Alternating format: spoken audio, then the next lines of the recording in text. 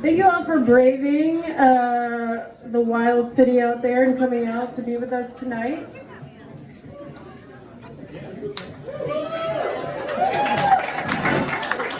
Oh my God, you guys are so sweet. I love this. That's right, free DC.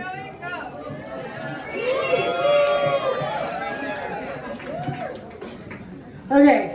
It's crazy out there, and I'm genuinely grateful that everybody came out tonight to gather together and share our art and remind ourselves what's really important, which is each other.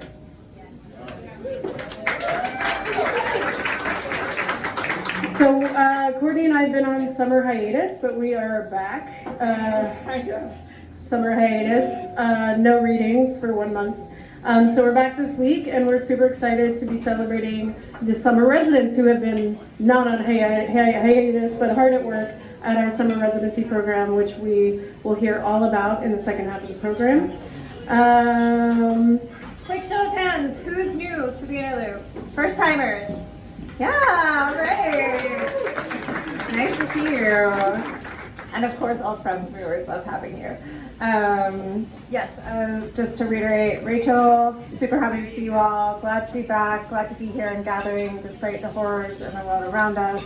This is the kind of persistence and resistance that we need to continue activating. It feels small, but it's something, right? So thank you for being here.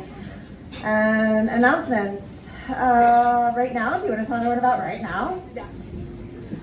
So those of you who don't know us, we do readings, we do writing retreats, we have the summer residency program we mentioned, we've done a podcast, and we have an Authors Corner program where we promote local authors who've recently published with an independent press.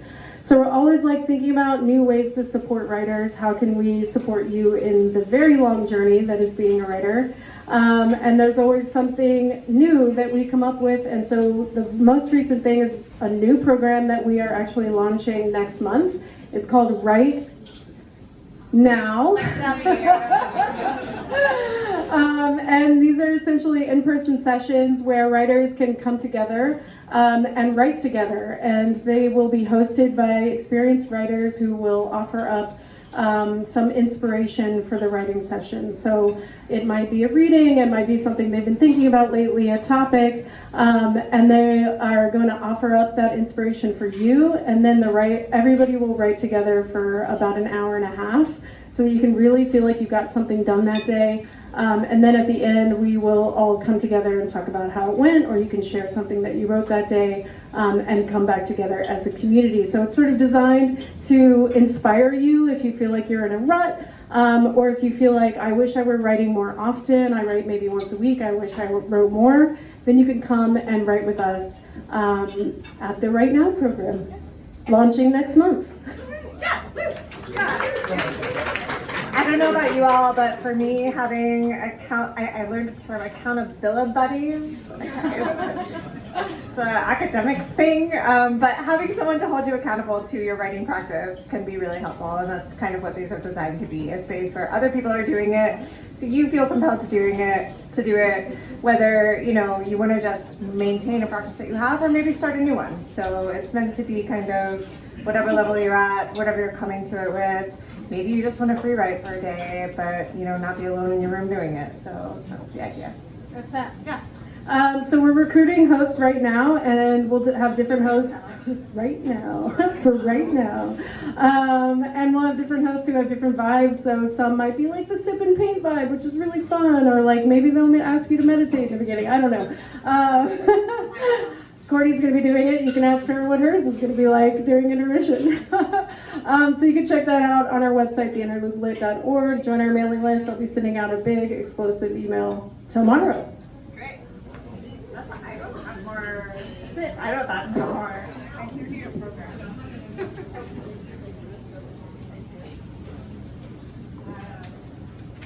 All right. I'm going to slip away. Yeah. So a few announcements. For those of you who are new to the reading series, the way we roll here is we have our first half. Everyone sticks to their time limit, or else I get real awkward and have to cough at you and it's uncomfortable. We take a brief break, 10-minute intermission to refill beverages, chat with people, and then we come back and we start for the second half. The idea here at the Inner Loop is to be in community. I think that's clear. So talk to each other. If you like someone's work, go up to them and tell them. We don't get to hear that often enough, you know. If you didn't like someone's work, go up to them and be like, what was that about? I don't know, just start a conversation. Don't be mean, but like, I don't know, maybe you just like start a dialogue. Be kind. Engage with each other. I'll stop there, that's how that goes. Without further ado, I would love to introduce this evening's featured reader, Elizabeth Evitts Dickinson, who is rejoining us after many, many years. Yeah, she's OG. She was early years of Inner Loop. Is an award-winning journalist and author of the critically acclaimed book, Claire McCardle, The Designer Who Set Women Free, woo-woo, which came out just this June from Simon & Schuster. It's been named a New York Times Editor's Choice and Amazon Editor's Pick for Best History, and a must-read book featured in Oprah Daily, The Atlantic, Elle, Forbes, Harper's Bazaar, The Wall Street Journal, The Washington Post, and on NPR's All Things Considered, among many others. Dickinson's first book recently landed the cover of the New York Times Book Review, where it has held, an exceptional biography and an essential read that puts the American fashion icon Claire McCardle back in the pantheon. Elizabeth lives in Baltimore, where she also teaches writing in the graphic design MFA program at MICA. Welcome back to the Inner Loop.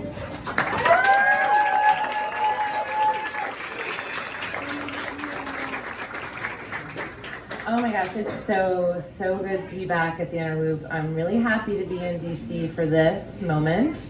I will not spit on the microphone in deference to the people who are coming after.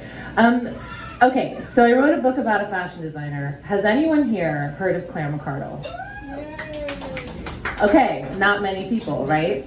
But if you got dressed today as a woman, chances are you're wearing something that she designed or originated or pioneered. And I am not fashionable, so it's funny that I wrote a book about a fashion designer. Just ask anybody who knew me in middle school. And but as I hope you'll hear from this quick little read, this is about much more than fashion. This is about the ways in which fashion becomes a cultural and a social and an important moment in how we are perceived in the world, how we are allowed to move in the world. I wrote the biography a lot like a novel, and that I wanted you to kind of walk alongside McCardle, who was a mid-century designer. Her time period was the 30s, 40s, and 50s. But I'm going to read to you from the introduction, because I'd like for you to get to know who she is first and why I decided to write this book. So it's titled Dressing for a Revolution. And can you hear me okay? It was after 6 o'clock on a June evening in 1955, and Claire McCardle sat in her Manhattan apartment with an eager young journalist. McCardle, aged 50, had recently made the cover of Time magazine, only the second fashion designer to achieve the honor. Life was readying a story about outfits she'd made using fabric designs by Pablo Picasso and Marc Chagall. McCardle had granted hundreds of interviews during her 27-year career, but in all that time, she'd never allowed a journalist inside her apartment. The journalist was equally surprised to have gained access to McCardle's Upper East Side home. She'd been warned that McCardle protected her personal life. The writer, though, was Betty Friedan, and she was on a mission. The 34-year-old mother would later write that, quote, "Something is very wrong with the way American women are trying to live their lives today." She was already forming the ideas that would become her 1963 feminist cri de coeur, the feminist mystique. On that evening, she wanted to take a peek inside the life of one of the most influential designers and women in America. Friedan had told her editor that a profile on Claire McCardle would provide the story of American fashion coming into its own. McCardle had ushered in an era of modern design and pioneered what was widely known as the American look: casual, stylish, ready-to-wear sportswear that was also affordable. In doing so, she had become one of the first designers to successfully join high fashion with mass production. Equally important to Friedan, though, was the story of a woman advancing her ambitions in a culture that prioritized men. McArdle was born and raised in the small town of Frederick, Maryland. Anyone from Frederick here? Far from the centers of fashion. When she had arrived in New York in 1925, clothing labels had carried the name of the manufacturer or the department store, not the designer. McArdle had wanted to create her own brand, and she'd wanted her name to be stitched on the label. What she'd envisioned didn't yet exist, so she'd set out to build it. Her aspirations outpaced what was allowed in the dressmaking industry, let alone by a woman. Friedan now sat in one of McArdle's armchairs, pen poised over her open notebook. McArdle didn't look anything like a famous fashion designer. She wore an understated ankle-length dress made of navy wool jersey. Her long, wavy hair was caught up in a casual knot. Her natural blonde shot through with streaks of silver. Tendrils framed an angular face free of makeup. McArdle opened a wardrobe filled with clothes she'd made over the years, and she walked Friedan through some of her innovations. She'd developed leotards and leggings, brought hoodies, denim, and leather into women's wear, ushered the swimsuit into its contemporary form, included pockets in all of her clothes, and made, yeah, right? You still need that. Pockets, baby. And made the wrap dress a wardrobe staple. It wasn't Diane von Furstenberg. In the early 20th century, women had been restricted to wearing sports clothes in private female-only spaces, but McArdle had brought those clothes out into the open and transformed them into everyday streetwear. I've always designed things I needed for myself, McArdle liked to say. She thought of herself as a continuous experiment, a testing ground for ideas. Clothes for her were more than a way to cover and protect the human body or to peacock one's personal style. They were a physical manifestation of a woman's ideas, identity, and desires.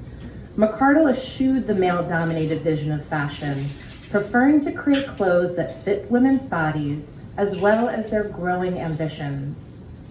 Conventional dressmaking at the time often dictated that women forced themselves into structured clothes to achieve the idealized hourglass shape. But McArdle cut her garments to fit a woman's natural body. She'd forsaken high heels and introduced ballet flats.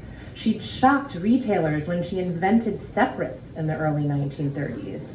She threw out the corset and hated the push-up bra. The women who wore McArdle, from housewives to Hollywood stars, from artists and activists to hardworking professionals, tended to be confident, accomplished, and most of all, comfortable. But now the freedoms McArdle had advocated and advanced for herself and for other women were under attack. That was what Friedan really wanted to discuss. Women like McArdle had increasingly pursued higher education and built careers in the years between the world wars. They'd entered the workforce in droves during World War II, but as soldiers came home, many women were pushed to stop working and return to domesticity. The fashion world reflected the post-war change. The French designer Christian Dior had introduced a hyper-feminized style replete with padded shoulders, tightly cinched waists, and high heels. He wanted to, quote, save women from nature, and he squeezed his models into clothing with an 18-inch waist. The press had dubbed it the new look. In fact, it was a regression to the old ways of manipulating a woman's body by putting her in restrictive clothing. McArdle was having none of it. Her creative mission was unapologetic and her position unwavering. She wanted to set women free. We can't go back, she told Friedan. Friedan's profile ran under the attention-grabbing headline, "The Gal Who Defied Dior." The article named McArdle as the progenitor of America's national fashion, as well as a courageous rule breaker. She changed the world's meaning of clothes, Friedan said. And Friedan's statement is undeniably true. We owe much of what hangs in our closets to Claire McCardle, and yet it is Dior's name that most of us remember. This book corrects that record. In this never-before-told story of McCardle, we meet someone who rose to the heights of her industry because she made tough choices and set boundaries.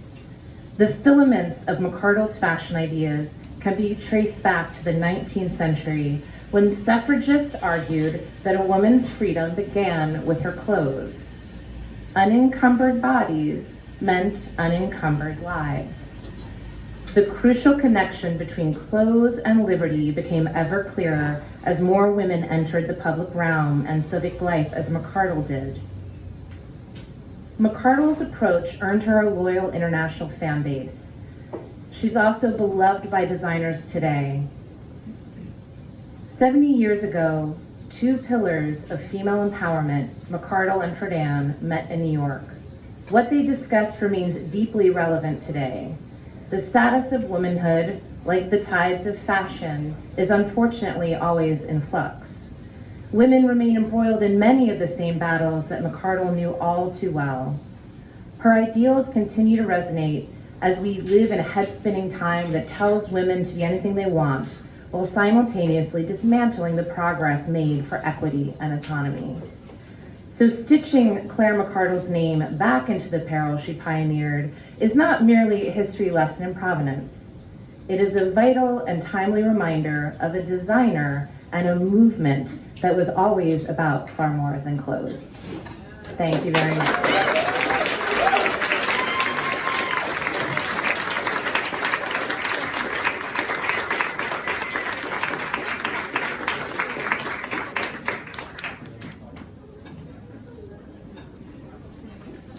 Next up, we're gonna hear from some more readers. Readers, remember to stick to your 5-minute limit. This time Courtney's really close to the mic, so she's just gonna like crawl over there and it's gonna be very awkward, so stick to your time. All right, kicking us off in fiction, Rhonda Zimlich.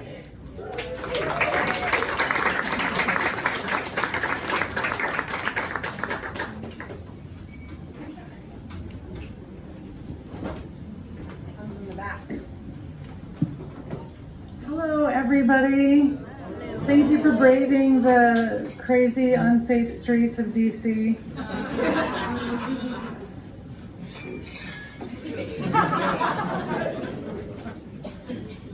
This is my novel called Raising Panic. All you really need to know is Panic is the name of one of the characters. Chapter 1. September 24, 1978. El Cajon was named for dead horses, her dad had told her. Translated from the Spanish, El Cajon meant the box because the valley was box-shaped. But PJ liked the reference to dead horses.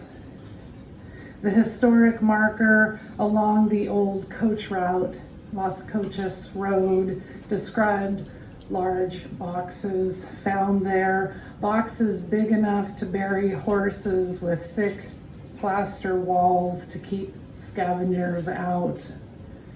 The marker remained, though the boxes were gone. PJ's dad was also gone.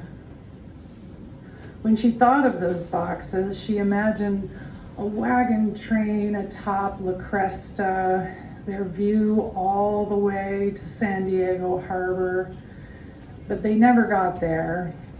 Instead, El Cajon became the valley that beat that band of westbound settlers, deprived them of their destination. They were so close to the paradise of the coast with its jeweled flowering plants and semi-tropical riches. They were almost there. Then the sepia horses failed the steep descent down those deteriorating marine terraces. After a time, the walls hemmed them in and they forgot they could climb free. A township grew from the dust of their devastation. Then the rough escarpment stood as a barrier to their freedom and a monument to their loss. To the loss of everyone for generations that followed, eking out a life in the wastelands of arid chaparral and crumbling granite.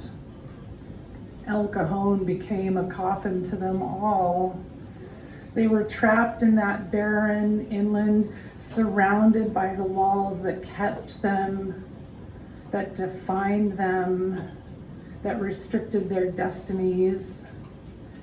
PJ feared that valley could trap her too, maybe bury her by some landmark along Las Cochas Road, unless she could find a way to claw and scrape out of El Cajon, past the outline of dead horses and lost dreams.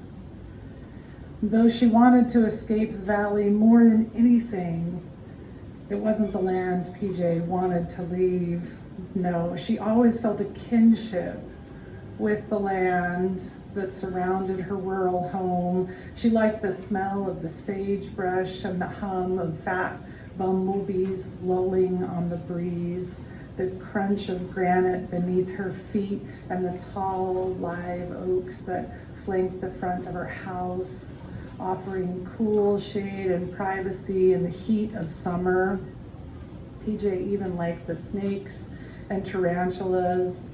She often hiked the hills along the fire roads and washes. She walked deep into the chaparral, rehearsing her retreat, sometimes stashing needed things like water and food. She wanted to know if the wild could offer her a sanctuary. But PJ walked distances she knew her little sister couldn't make. When panic tagged along with her, PJ always knew when the younger girl was tired, when she'd had enough, long before PJ would give up. "I'm hot," Panic would say before collapsing in the shade of a sycamore or folding near towering stacks of granite boulders. If the wild offered PJ respite and reasons to stay in El Cajon, Panic solidified those reasons. If not for Panic, PJ would have left when their dad left. Sure, Panic was stronger than most kids her age, but she was only 9 then. PJ couldn't expect Panic to walk south into the desert or east up into the hills with no plan. Instead, PJ waited. She knew one day Panic would be old enough to go. Until then, she would practice her outdoor skills, measure how far she could hike in half a day, and try to formulate a plan. Thank you.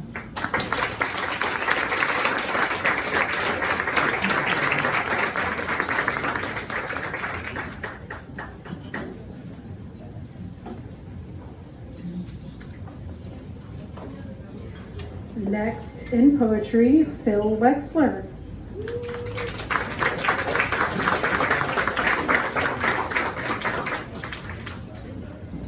Guess who? Hey honey, you'll never guess who I bumped into in the supermarket. It was me. I mean, gosh, there I was before my very eyes in aisle 7, opening a carton of eggs, testing that none were broken. We exchanged the usual greetings, but boy, it sure was a treat to renew our acquaintance after so long. And what do you know, no sooner did I turn the corner than I saw myself pop up in the baked goods section.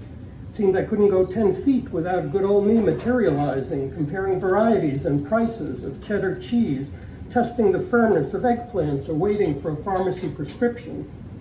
We shared a table in the cafe, had some coffee, and reminisced about old times. I tell you, sweetheart, it was eye-opening having a spirited conversation with my spitting image. But then again, what else would I be? We split the tab, and after shaking hands goodbye, I overheard myself on the phone saying, "Hey honey, you'll never guess who I met today." Now that doesn't ring a bell.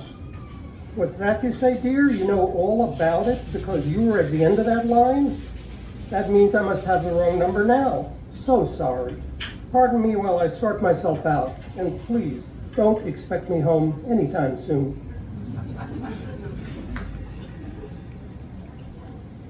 This is a prose poem called Andy. The little boy with a wasted leg and the battery-operated robot that reached up to his knee set it down on the street in front of his house, where it moved forward and swung its metal arms up and down, and the red plastic bulb of its nose blinked on and off. Overcoming its natural unsteadiness and the irregular road surface, it kept going, heading for the middle of the subdivision street where the rush hour traffic had already passed, and the school bus had come and gone without the boy because his bad leg was hurting, and his mother had said it was all right for him to stay home. He limped after the runaway robot, and when it reached the curb across the street, it toppled over, and the boy lifted it up and placed it on the neighbor's lawn. The robot had more trouble maneuvering the grass, would go a few inches, fall, have to be righted. The going was slow, and the boy's leg throbbed from the crouching. So after the robot fell down for the 10th time, yes, he counted, the boy let him be there on his side without cutting off the power, with the arms and legs still swinging and the red nose flashing, going nowhere. The boy stretched out on his own side, facing the robot that he called Andy, named after himself, and watched its fruitless motion. From their porch, the boy's mother called, "Andy, are you all right?" He shut off his robot and shouted back he was fine, just resting. He grabbed the other Andy and stood up, but his leg buckled, and the two of them were back on the grass, his leg convulsing as he clutched the robot and groaned, "Oh, Andy," and his mother bent down, thrust the robot aside, held him tightly and cried, "Oh, Andy."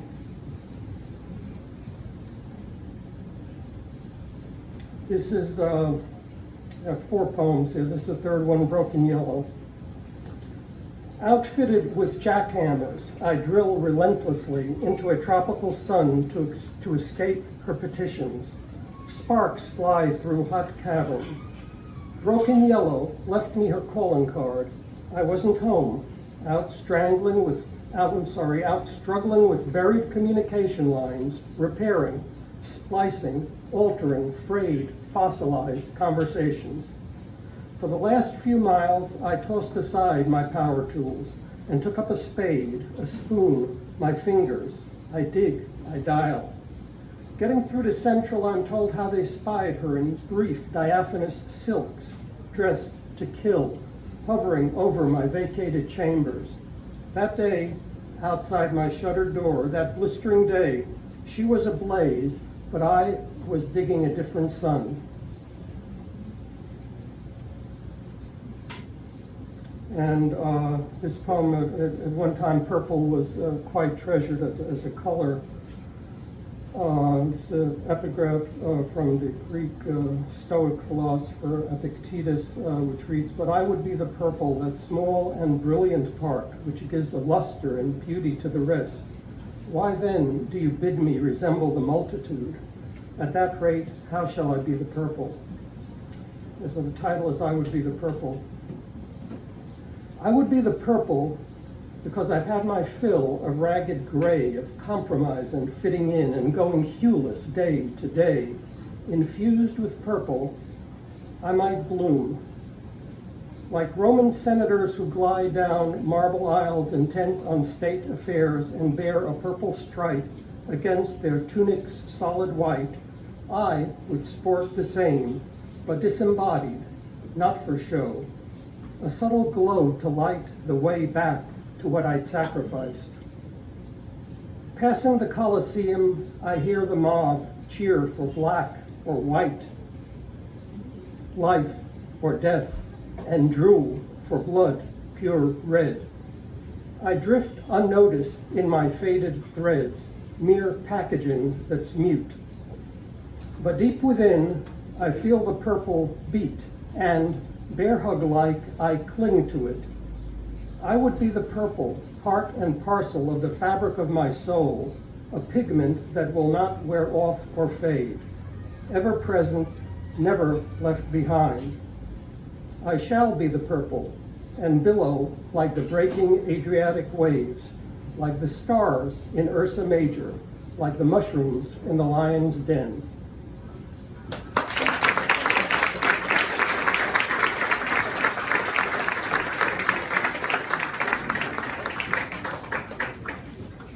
Next in fiction, Indigo Eriksen.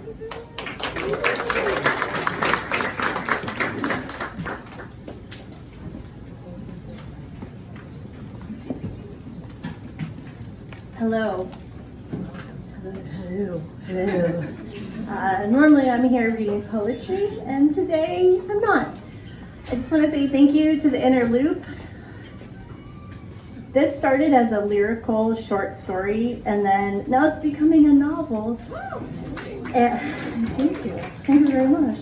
I started to unravel it at the first Inner Loop retreat I went to, and then gave more form in the second Inner Loop retreat. And I want to say, y'all should apply for the Inner Loop retreat. The application is now open.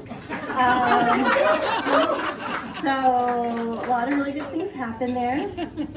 And the part of the end of what I'm going to read came from a nonfiction workshop that our very own Rachel put on, and then I've adapted it for fiction. So thank you so much. It's called Lullaby, and it follows this woman named Maud for 18 years of her life. No, 80 years of her life. We're gonna meet her now as she's 18-ish, but 80 years of her life. And wouldn't you know, like part of it goes through what's called the hellscape years. But that's not what I'm reading, but maybe it's based off of right now. And the cool thing about the novel is the motherfucker dies. And like, there's so many ways, but I didn't write that part yet. Stay tuned to your evening news. Oh God, they're definitely gonna come get us now, y'all. And that's my time. Here we go. So this is, and like everyone dies in this novel. So this is how it starts. Maud stands in the kitchen sauteing onions. She adds minced garlic and tomato paste and lets this cook. Then a bit of water to create a shimmering sauce. A calm British voice blows in from the living room describing the mating habits of manatees. Manatees do not pair for life and instead mate only for reproduction. Despite their reputation for gentleness, the manatee ritual of reproduction is aggressive and intense. A herd of males surrounds a single female, and the need to reproduce can often end in injury, or worse. Jesus, thinks Maud, why bloody bother? She knows without looking that her father has fallen asleep in his recliner, an ancient thing that has existed as long as Maud's memory, which isn't necessarily that long considering Maud just graduated from high school last month. Her father seems old, though. He was one of the older fathers, that is true, and her mother's leaving seemed to have advanced his aging even more. He seemed to have this deep inside place where he retreated, which made him not only old, but hard to know. Maud set a lid on the sauce and turned the heat down to medium-low. She poured the pasta into the boiling salted water and pictured her father. She could see him, still in his work shirt, eyes closed, and a Louis L'Amour book propped on the armrest. What do you think, Pops? Garlic bread? The animals refrain from making lasting pair bonds, the British voice answers. It wasn't unusual for Pops not to answer, but after 3 repeated hollers and no holler back, an uneasy feeling pricked the lining of her stomach. Maud poked her head around the corner and saw him there, sitting in his recliner just like she knew he would be. But she had failed to imagine his mouth slightly open, his head fallen oddly to the side, his eyes open but unseeing. The strange thing about imagining your dad's death 1,000 times and actually seeing that it has happened are the funny little thoughts your brain brings up. Did he remember to pay the electric bill? What was the last thing he ate? What does his skin feel like? Is there still time to finish making the pasta? Later, after the ambulance and the paramedics and the volunteer firefighters more than were necessary, and after the ride to the hospital and Junior's Forerunner, and after the hospital and its smell of disinfectant and plastic and burned coffee and air freshener, and after the emergency room doctor, Maud sat in the kitchen eating cold pasta sauce right out of the pan. In the pantry, she found a bottle of his favorite whiskey, the kind he saved for holidays or sad, rainy tempest nights. She sat in his recliner, her arms wrapped around her tucked knees, shivering, the bottle in her lap like an infant. She pulled a green Afghan around her shoulders and opened the whiskey. By the time Junior came over, the bottle was half gone and Maud had all the lights in the house turned on. Waylon Jennings sang loud from the stereo, recommending that mamas not let their sons grow into cowboys. Now she's on a road trip from Tennessee to Texas. Texas stretched out before her, a straight line through sun and dust. As long as she kept driving, Maud could outrun her grief, the rumble of the pickup familiar like Pop's Old Spice. The June sky was beginning to turn pink, which gave Maud a sense of urgency. She had arrived at Lake Meredith, the sign assured her, but there was no lake in sight. She studied the park map. She drove to the far side of the lake, out of sight of the other campers, and backed up against a rock wall. Turning the ignition switch off, Maud felt a complete silence envelop her. This was disorienting. After several days of driving, she wasn't prepared for quiet, for stillness. In her body, she felt the movement of the road continue to vibrate. She wasn't sure how to sit in her father's truck on the beach of some Texas lake she'd never heard of, with only the company of her own damn self. What the fuck, she wondered aloud. What the fuck? She thought of manatees, imagined them as lake-bound creatures, wondered what the scope of their desire would be if they lived only here. Would they form lasting pair bonds or delegate to each manatee a small section of lake, not to be disturbed except for reproducing every 2 years? She saw Pop's face. His mouth opened just slightly, the strange image of his eyes that were not his eyes, not any longer. She could smell the oil refinery, wisps of toxic air that blew across the lake. Maud remembered her first hunting trip with Pops and the cold of late fall on her exposed nose, the sound of the rifle, the missed buck, and then the buck that dropped heavy to frozen ground. She sat in the truck until night turned her bare arms to chicken skin and she was shivering. The full moonlight filled the truck cab. Maud woke from a dead sleep to frozen awareness. I am not alone, she thought to herself. She felt the truck's cold leather crack against her body and tried not to move. Her eyes traveled in cautious circles as she tried to decipher what awakened her. She heard the acceleration of a diesel engine coming down the road to the lake. Loud music bumped from the truck. The driver slowed and drove the wide arc of the beach, allowing the truck's high beams to pass over Maud's pickup and pause. Finally, the truck retreated and drove back the way it came. Maud waited a few minutes and listened to the fading music. She understood that now she was alone. She and this truck were all she had. The last few days were a fun adventure. She was a bandit outrunning Chattanooga and the memory of Pop's recliner. And all it took was a single truck and 2 long minutes to show her the unwelcome vastness of her life now. She should have brought a gun. This is Texas. Everyone has guns. Thank you.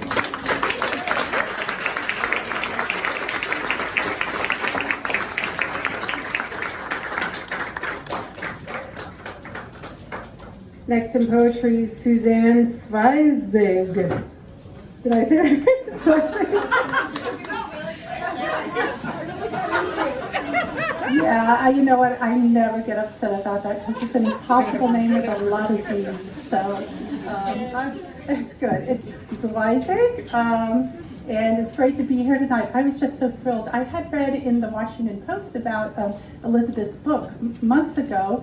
And then so when I saw she was on the program today, I was thrilled. So really great to be here. And I'm also really thrilled to be reading with the residents because I've been doing deep dive into some of the things some of the past residents have written on the website. And it's really opened up a lot of thinking for me. So I'm excited to see what today's residents have to say too, or this cohort the residents have to say too. Anyway, I'm going to take us into the intermission, I think, with a few poems.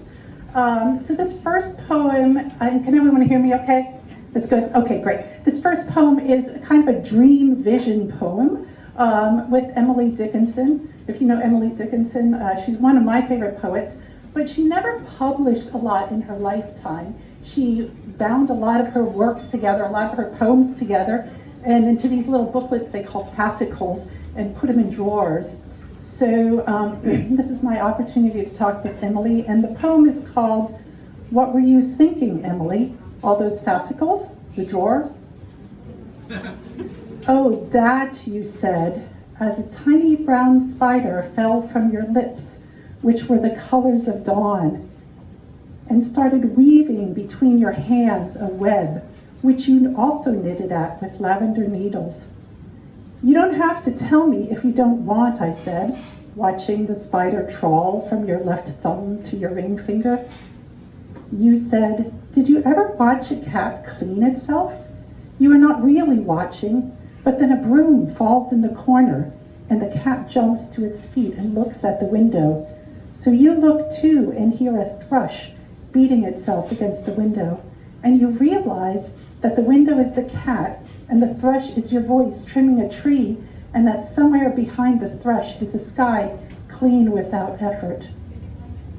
Your lips smiled again, a diminishing dawn this time, and before the colors ebbed into the thin envelope of day, the spider snapped the last thread from its ukulele body to your pinky, which was the shape of a broom, and which you used to sweep spider and web and all into your mouth, closing over a pillow of earth. This next poem is called Jaouni, and Jaouni is the name of an Arab village that used to exist in the very, very north of what's now Israel, in the sort of valley there between Syria and Lebanon. Historically, the people who lived there were weavers working with the papyrus. It used to also be a swamp, which has now been drained for agriculture. But the people there historically were weavers working with the papyrus. Then the other thing that you need to know about this poem is there's a word in it called maqam, which is a structural element of Arab music. Jaouni. This land is a piñata wearing the dents of many sticks. Now only locust thrums electrify the ghost of your bulldozed name. Crop dusters blitz the hills, ripe with vows the winds over the irrigated valley of apricots, olive, plums. Soft in their wake your weaver's songs, maqam and a rising pitch across this tomb of bunkered land. How we grow here, so small in bowls of time. And this last poem is called Strands. It's kind of a message in a bottle kind of poem. There's two places referenced here you might not know. One is Hamburg, Pennsylvania, which is a little town in the foothills of the Blue Mountains, where I had my first job selling tickets at the Strand movie theater. And the other place is Ilha de Mozambique, which is an island off the coast of Mozambique in the Indian Ocean. Mozambique was colonized by the Portuguese, and when they left there, they pretty much tried to destroy as much as they can before they left. So that's referenced a little in this poem too. But this poem is called Strands. Somehow Ilha de Mozambique has slipped into the morning air, a flotsam of smell, a thread untwined from a knotty life. Does birth on this planet count as stranding? If so, I send you a bottle with filaments. You can call them a souvenir. I can't remember a time you weren't there, woven into every storyline, a future ghost in the corner of the Strand Theater where I sat selling tickets. Loitering is something my memories do now. I speak in soft consonants as if my eyes have been dipped in ink.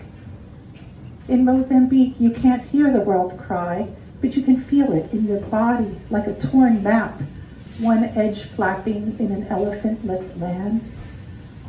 What holes the world leaves in its wake, stairs to a diving board that's bombed away, park benches with no seat between, spaces that take up space. The ocean waltzes me to and fro, but will not take me home with it yet. Can you hear me from the shore? What are you collecting there on the strand of a different ocean?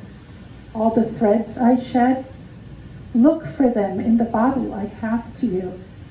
The various shows, comedies, tragedies, wars with apes and stars, at the strand have gone dark now. The marquee makes its praying handshake over the box office where I punched out tickets, paper serpents with tails. Have you swept up the aisle? Please look out for it, my bottle, and thanks for listening. My little show with a beginning, middle, and ghost. Thank you.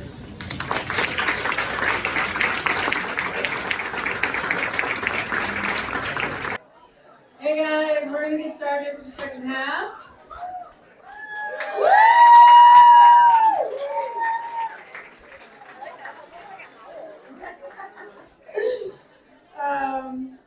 I always hate stopping the conversation because it's my favorite part of the night. But we want to give all the writers their time and space. So we're back. And Cordy's here to talk about the residency and who we're about to hear from. Great. Yes. So the second half of this evening's program is dedicated to our summer writers in residence who have been hard at work at the Woodlawn and Pope Lakey houses out in Woodlawn, Virginia this summer. They are a local site partner of ours for 10 years now, which is really exciting.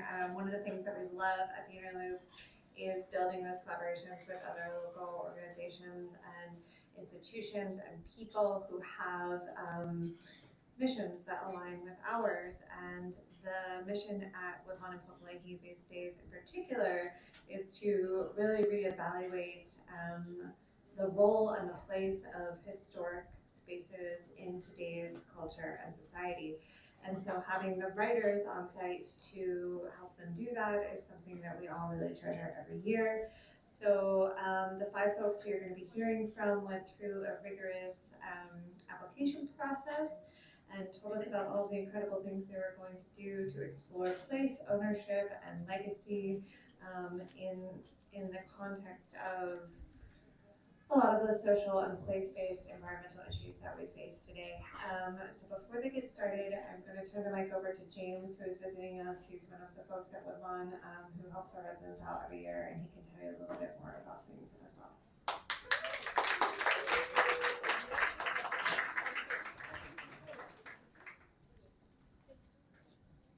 Hi everybody, thank you for having me. My name is James C. Wells. I'm a historian at Woodlawn and Pope Lakey House in Alexandria, Virginia. I don't think I can describe the program better than she just did, but the next group of writers each spent 1 week at our historic houses, and they used that time to reflect on how the history of these buildings might be relevant to their own lives and their own writing. That might not be what they read this evening, but you should definitely talk to them about it. Just really briefly, Woodlawn is a plantation mansion which transformed in the middle of the 19th century into a racially diverse community, and it shows us that we can look to the past for inspiration while we fight for our rights today. The Pope Lakey House is one of the smallest houses that Frank Lloyd Wright ever built, and it was relocated to Woodlawn in the 1960s. And it shows us that if we work together, we can preserve the things that are dear to us. These are stories that I think are really relevant to the events that are going on around us today. I encourage you to come and visit, support a local small museum, and learn the stories of the people that shape the world that we live in today. Thank you all. Keep fighting and stay safe. Appreciate it.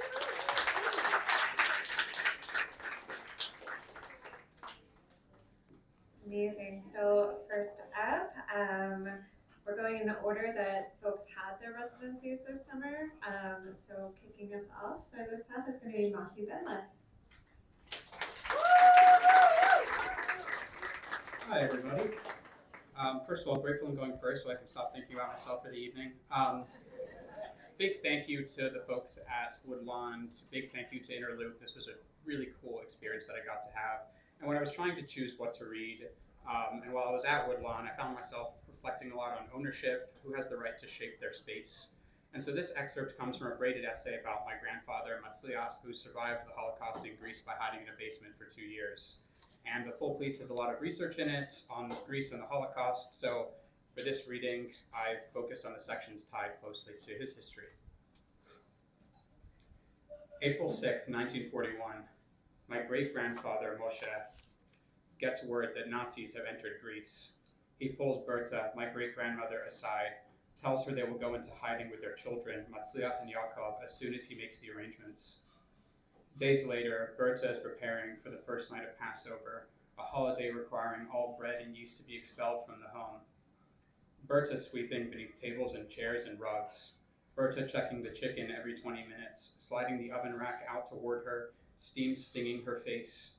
She opens a box of matzah, puts the pieces on a silver tray. Berta cleaning the curtains with a long white feather duster. She pauses to shake out the dust cloth by the open window. Tiny particles swirl in the evening light. She can hear Moshe shouting her name through the open window. She doesn't yet know that her cleaning is pointless. She doesn't know that the matzah will be their first meal in hiding. The basement that would become their home for almost 3 years was not a basement, but a narrow space between the house and foundation, filled with dirt. For 3 years, my grandfather slept on mattresses of straw on beds of dirt. Moshe was uneducated. He didn't finish grade school, didn't learn to read until late into adulthood, but he was smart, savvy, resourceful. He crafts a bathroom in one corner, digs a hole in the dirt with his hands, hollows a tunnel and uses found metal to create a basin that drains outside. In the other corner, he builds a stove out of rocks and discarded aluminum. He grows vegetables in the backyard, carrots and peppers and broccoli and tomatoes. To this day, Matzliach claims those were the tastiest tomatoes he ever ate. Around midnight, most nights, Moshe walks miles and hours to the black market in Athens.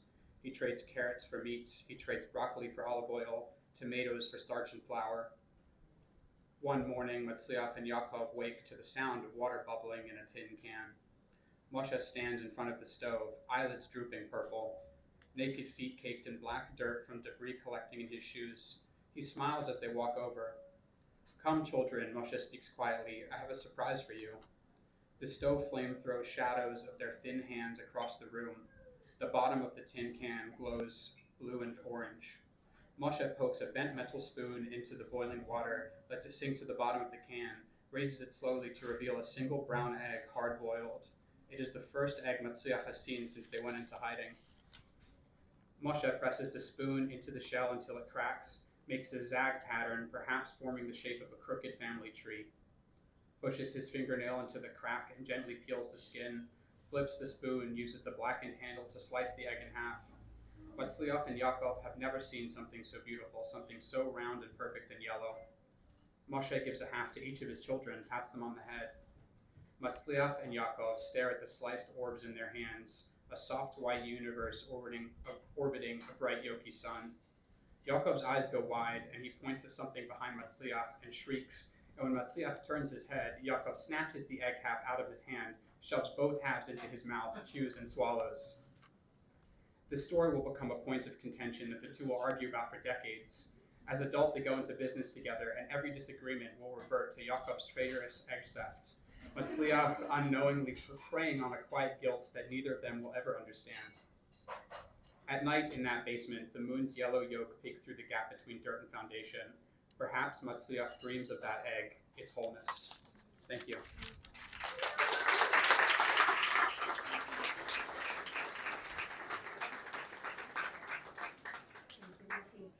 Next we have Violeta B.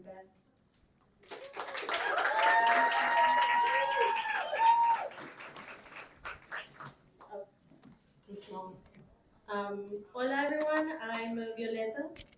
When I was applying to this residency, I discovered a connection with a fellow Nicaraguan immigrant who joined the famed Frank Lloyd Wright inaugural Architectural Fellowship. This story that I'm going to be reading, just a small beginning, is a creative expression about his life and his story. This is the fellowship. It was quiet in the train cabin, except for the rattling on the tracks. A sudden jolt tipped a paper cup, spilling a thin stream of cold coffee across the open journal of a young man who'd just been startled awake. The drawing drew on his cheek gave him away, but it wasn't the frantic bend in the curve that woke him, but the dream he had, vivid, insistent, the kind that clings and haunts. And so he picked up his pencil to try to capture on paper what he so clearly saw in his mind. Here, an old lady with silver hair and big pearls offered him a handkerchief. She'd noticed the nervous urgency with which he drew, wiping the spill with the back of his hand. The young man looks up, smiling shyly. "Are you an artist?" asks the lady. "No, ma'am, He hesitates. "Architect?" The word tasted sour on the tip of his tongue. She wouldn't believe him, would she? No, how could she, if he didn't believe so himself? Are we because we believe, or because we do? What are we then if we believe without doing, or do without believing? A sudden rush of confidence strikes him, and he tells her that he's on his way to study architecture under none other than Frank Lloyd Wright. His eye glimmers with pride, hers lit up. She's not one to miss out on the opportunity to gossip. And so she rambles on, "Oh, that poor fellow, terrible tortured life. A genius, yes, but shadowed by tragedy. Did you know?" But she doesn't wait. He left his wife for a mistress, and then she and the children cursed, oh no, murdered. The house burned down by the killer, his very own servant. She sighs, clutching her pearls, saying, "Now, oh, we're married again." So many rumors.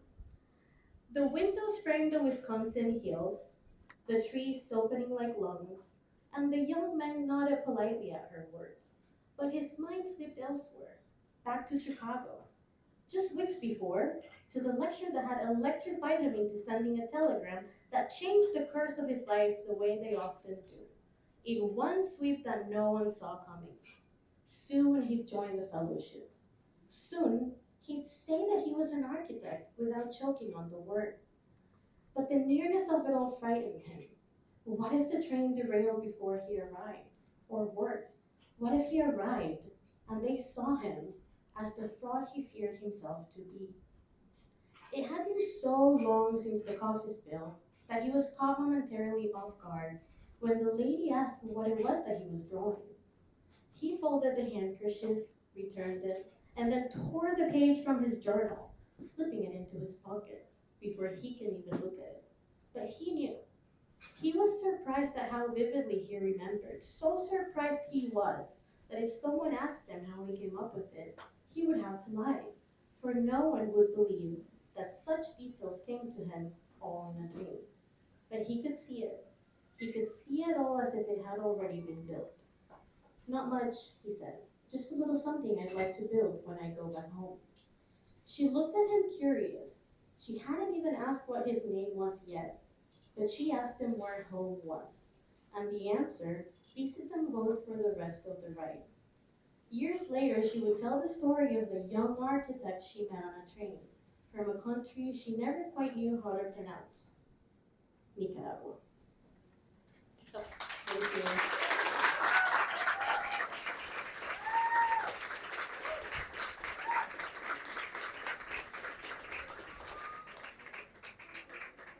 Okay, next we have Shannon Jeffries.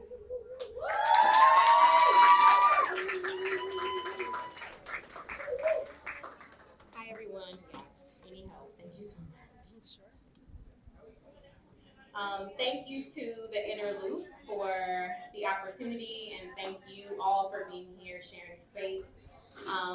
This summer, I have been spending a lot of my time learning about my family and tracing the migration of my great-grandparents and grandparents from various parts throughout the South to Cleveland, Ohio, where I was born and raised. And so this piece contains some of what I've learned so far, and it features the star of my life, my late grandmother, Dorothy.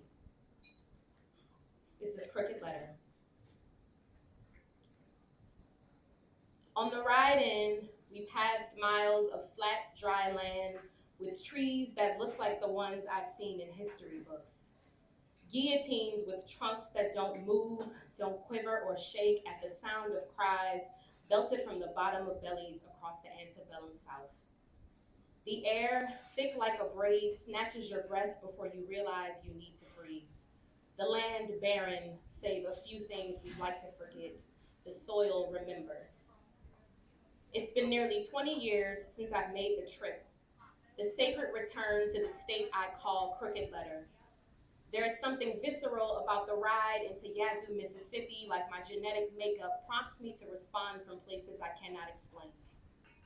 Snaking down I-71 South in a Toyota Sienna, reluctant to stop in Kentucky or Tennessee, reluctant to stop long enough to see, to sense those who traveled before heading north.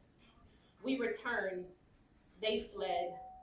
On railroads that run parallel to the roads we travel, the tracks worn and rusted over, tracks like birth canals, bringing life through to the other side. If I am still enough, I can smell the belch of trains, the stench of coal in the air, hear the whistle carried by the wind to the backwoods and swamp towns, to the sharecroppers and fruit pickers with mason jars full of nickels, years of labor, until there is enough to leave, to follow the whistle. Black people seeking the warmth of other suns but meeting the cold of the north. One of them is my great-grandmother, Annie. Annie left Mississippi in 1941 to meet her sister Eva in a city that touches the lips of Lake Erie. In the crook of her arm was my grandmother, Dorothy. Annie fled a violent South and a violent man to raise her daughter in Cleveland, where the violence is met in the winter and in the chill of a northern neighbor. Dorothy becomes more north than south, but the sanctity of the South endures. It is the first to leave her mouth. Dorothy says, Saturday and Wednesday. Dorothy cleans the chitlins despite the smell. Dorothy makes yeast rolls using a recipe only the hands remember. Dorothy is on the usher board at Olivet Baptist.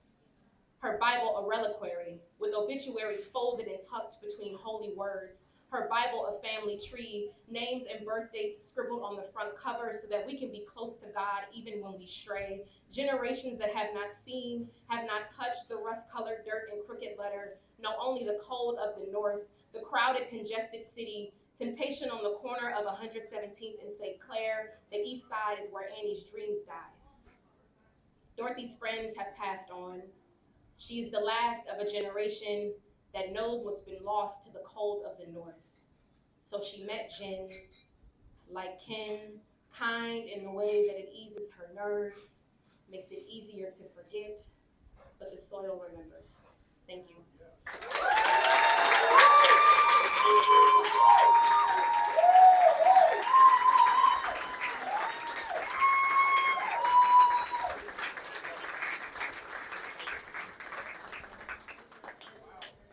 Okay, next we have our resident who is actually currently in residence this week, Lani Furbank.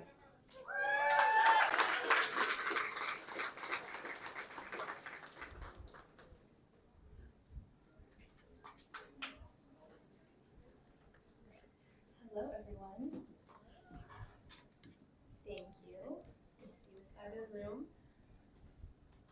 Thank you so much to all of you for being here. It's an honor to be with you, and thank you, of course, to the Interloop for the time and space and place to write this summer. It's been incredible. I was hanging out with Frank today, and it's just very surreal. So I'm really excited to read an excerpt from the work that I am writing during this week.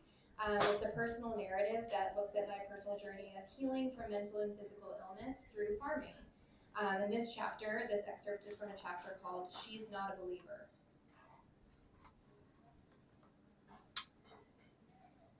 I'm checking inventory on the farm store iPad when a flurry of motion catches my eye. Worried that a customer might have knocked something over, I pivot to see a woman and her 4 children kneel to the ground. With her shopping basket next to her, she bows her head, makes the sign of the cross, and begins to speak just above a whisper. Hail Mary, full of grace. I suddenly feel like I shouldn't be here, and I turn away, embarrassed and trying to look inconspicuous. I can't make out the rest of the words, but after a sentence or two, her children begin to repeat, Hail Mary, full of grace. They repeat the pattern 4 times, and then rise and return to their shopping. The oldest daughter, who looks to be about 6, continues pulling jugs of milk out of the fridge, and the toddling little boy plays with the handles of the shopping basket. It's been 4 months of working on this livestock farm in rural Fauquier County, Virginia, and after being looped into a prayer circle and overhearing a man reject the Mennonite culture as too liberal, I thought nothing could surprise me. But this was a new one. At my first team meeting, each person shared a highlight from their weekend, and I was the only one who didn't mention Sunday Mass. I later learned that most of them attended Mass at the same Catholic church. I offered an attempt at assimilation, sharing that my weekend highlight was cutting down my Christmas tree in flurrying snow with my husband and our mini schnauzer. At each meeting, the farmer would read a psalm aloud to the group with the eventual plan of making our way through the whole book. Raised in a secular household, I was jarred by this workplace ritual, but I soon realized that reading the Bible as a team would be the most comfortable part of the job. That first December morning, after learning the ropes of packing orders for delivery and feeling snot literally turn crunchy in my nostrils from the blast of the freezer, I head out to a leased pasture down the road with the poultry manager, Matthew, and another intern, Eddie. We are met with a wave of chickens. 1,400 birds mill around a massive schooner, a large mobile enclosure made of steel rods and covered in sturdy tarp material. And the chickens flood over to us as we drive up with 24 buckets of feed. Eyes wide, I hesitantly swing a leg over the electric netting, trying not to step on one of the hens blanketing the ground below. Matthew and Eddie move swiftly and decisively, parting the reddish sea of feathers as they walk, and I proceed more cautiously, a bit fearful as I try to nudge the birds gently out of my way, watching their sharp beaks bobbing frenetically. Matthew shows me how to secure each nest box and gather the eggs into red flats seated in a black milk crate, and then he and Eddie get to work on firing up the tractor to drag the schooner forward to fresh pasture. As I gather eggs, hens surround me, taking turns pecking at my knee-high, shiny rubber rain boots covered in a little blue whale motif. It's a constant percussive drone, interrupted by the occasional stab on the kneecap by a braver bird. I'm shocked at how quickly my awe and caution turn into frustration and looming insanity, and I begin to see why Matthew and Eddie firmly sweep the birds out of their way as they go about the list of chores in the enclosure.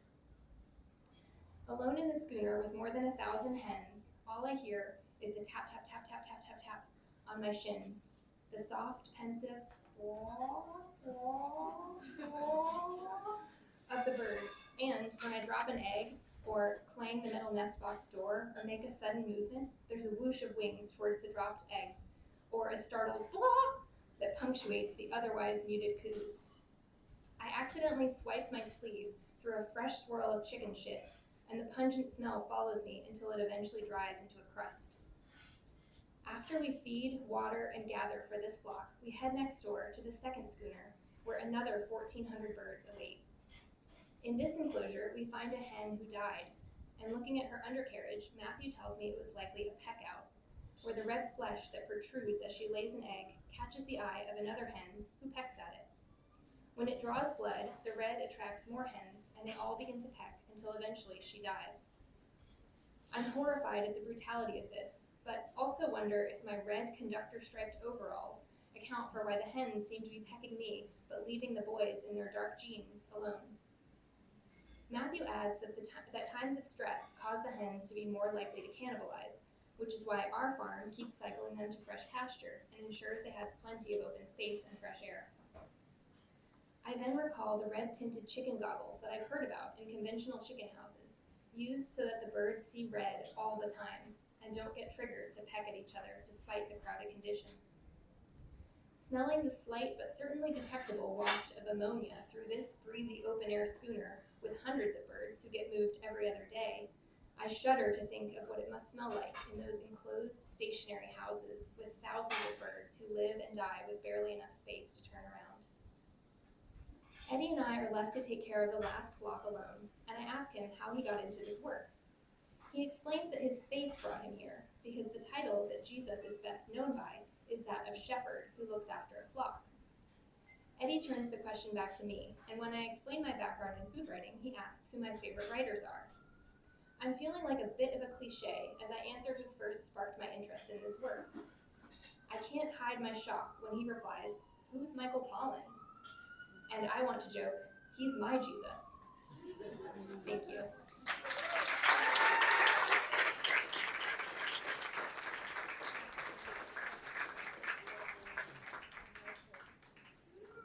So I do just want to note, this year we will also be hosting an event on site at Woodlawn with our residents, and that is going to be September 6th is the Saturday.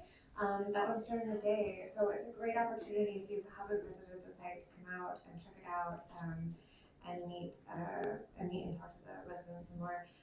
Last up we have Emily Haynes. Emily has yet to have her residency week, but is upcoming, and welcome, Emily.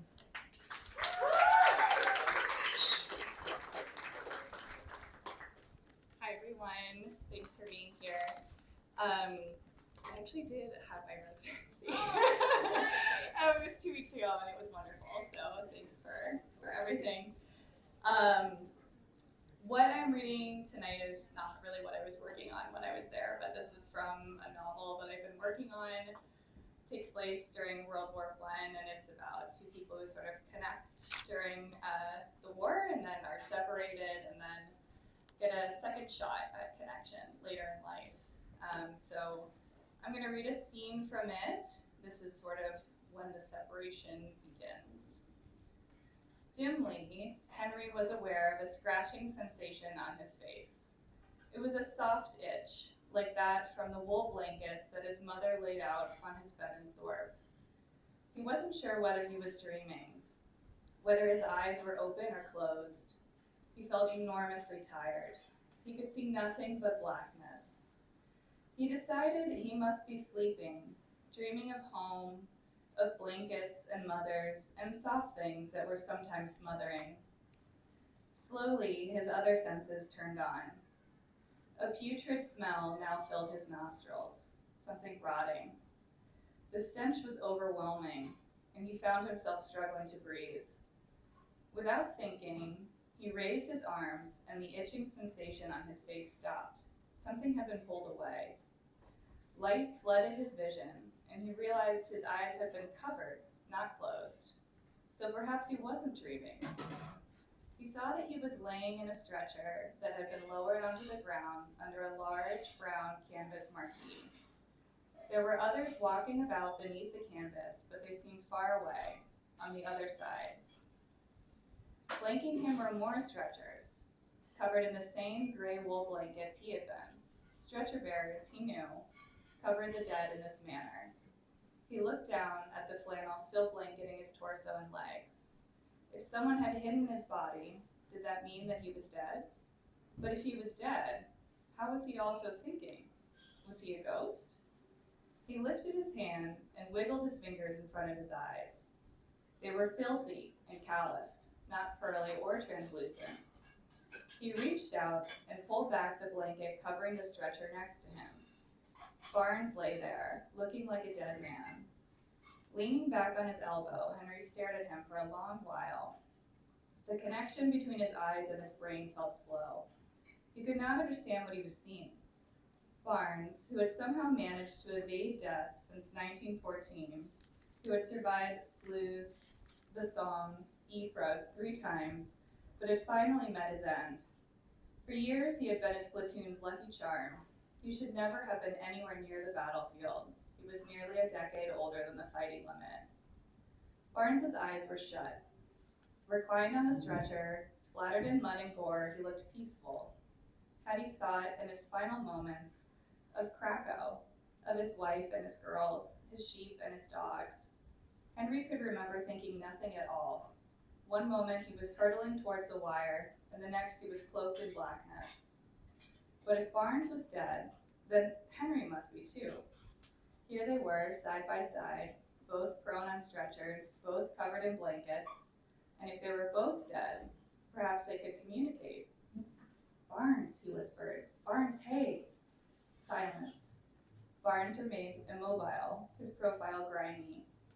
Gently, Henry shook Barnes's shoulder. The chill of his flesh was shocking. Barnes didn't respond. He didn't move. Why, among the row of covered stretchers, was Henry the only one who seemed aware of his surroundings?